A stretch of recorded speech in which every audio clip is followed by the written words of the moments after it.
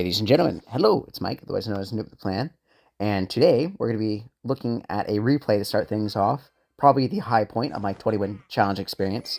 You see, I was doing this the first night, and we had been warned not to do that, because when you're playing at the beginning of the challenge, that's when you face higher than average players, to say the least. Case in point here, facing off against Dominic, who, if you didn't know, played in CRL last year, and so that's where he showed up, and I don't believe he was playing Lava Hound at the time. But I do seem to remember that he had some bad luck, and yeah, that bad luck definitely carried over to this match, because this is just a horrible matchup to have for the Lava Hound player. I mean, this is just about as much of a hard counter as you can get. So yeah, basically this is just a perfect example of how, no matter how good you are, sometimes you just will lose, because between the two players, he's definitely the better one, but this was just a disgusting matchup. And I just didn't even need to think. It was actually really intuitive. All you have to do is just make sure that you don't let him fireball both your air counters at once, and then you're good. And this was before the second Little Prince nerf, keep in mind. So that worked out really well in my favor. This was the first night of the challenge. So it's kind of funny that ended up being the best run out of all of them, like I was saying before. But I think part of it was that you get matchups like this where someone's playing Lava Hound. I don't think people really realized how strong the Little Prince was going to be in this challenge, and so that's why the meta hadn't really been carved out yet. Now everyone's just playing these stupid Goblin Giant decks. And yeah, like I said in my last video, there's a whole bunch of different videos that you can watch for that if you're interested. But me personally, I'm not going to finish this challenge. At this point, it's just too late in it. We have like 7 hours left, but oh my gosh, am I tired. I just traveled for like several hours by car and then by plane to get back home. And now I am home for Thanksgiving for the whole week, which is great. But it does mean that I'm kind of wiped right now, so I just don't think I'm going to be able to finish this off, even if it is a little bit easier. So hopefully by the time this comes out, if you guys are interested, you can try out this deck. I don't know if it's any good. Still, I don't really think it's as good as it was the first day. But yeah, anyways, we can just enjoy this replay here, but that's my 2 cents on the matter. I am not going to finish the 20-win challenge, but this is as close to finishing as I ever did get, so I figured I should share this video with you.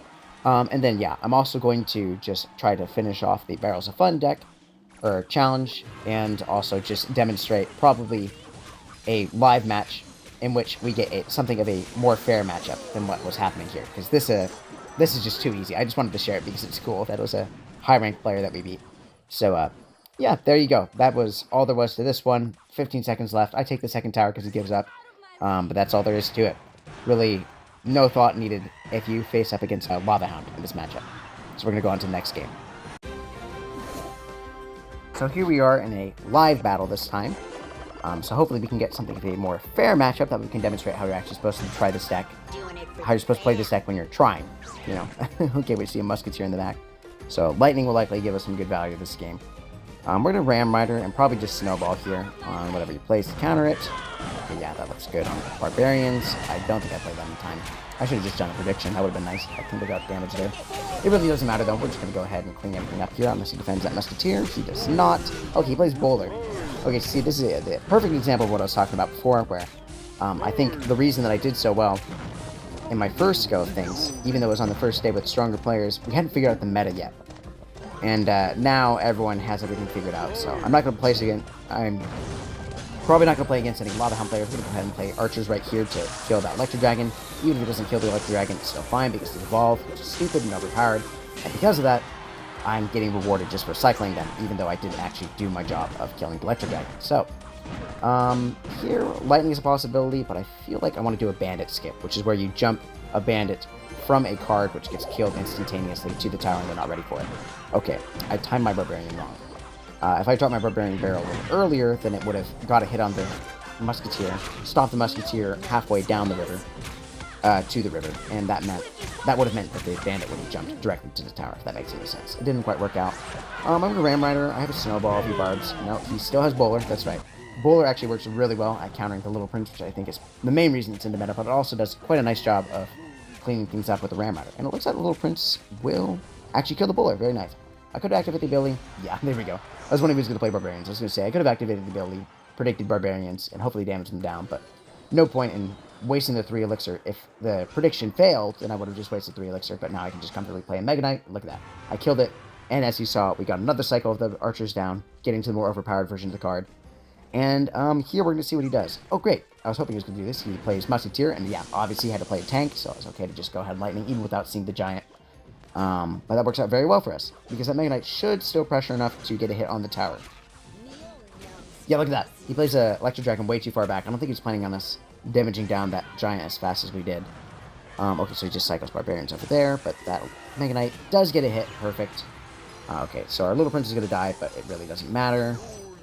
Because the Evolved Archers are on the field now, so they're going to go ahead and clean up pretty nicely. The Barbarian kills one Evolved Archer, and we got a Graveyard deck. That is very interesting. It looks like the Bowler did not cross the river, so it was not tanking, which means we're perfectly fine. Yeah, this game is over, because even if he does defend, he's has a Snowball, he's trying to hang on, but no, we just Lightning, and we win the game. Okay, so there you go. That is how you use the deck. I'd say that was a relatively even matchup, with the fact that he had Electro Dragon and Bowler to shut down Armored Condition, but still pretty easy. This is basically how they play the deck. Okay, we're going to go ahead and play the final game in the Barrels of Fun challenge, which, quite frankly, was not really Barrels of Fun. Maybe it was just because it was paired with the 20-win challenge, and I was just, like, tired out of my mind when I was doing this challenge, but quite frankly, it's very straightforward.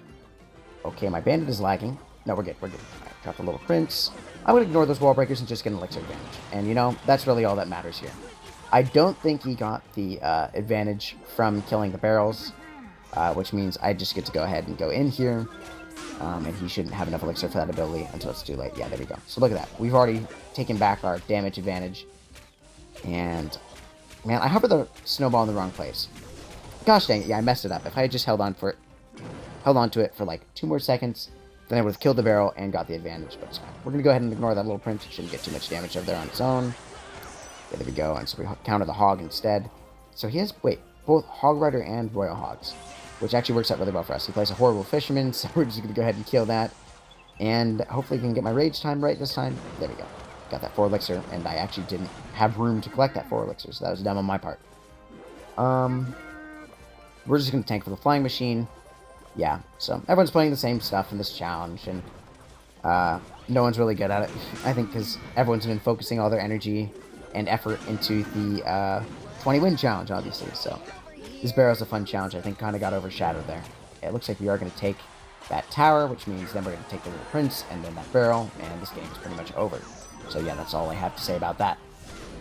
So yeah, once again, sorry I wasn't able to finish the challenge. I would have thought that would have made a more interesting video, but hopefully that replay was cool, and well, hopefully you guys had a good time with the challenge if you were doing it. Looks like we're going to get that banner and those tokens, so I'm not going to complain about that.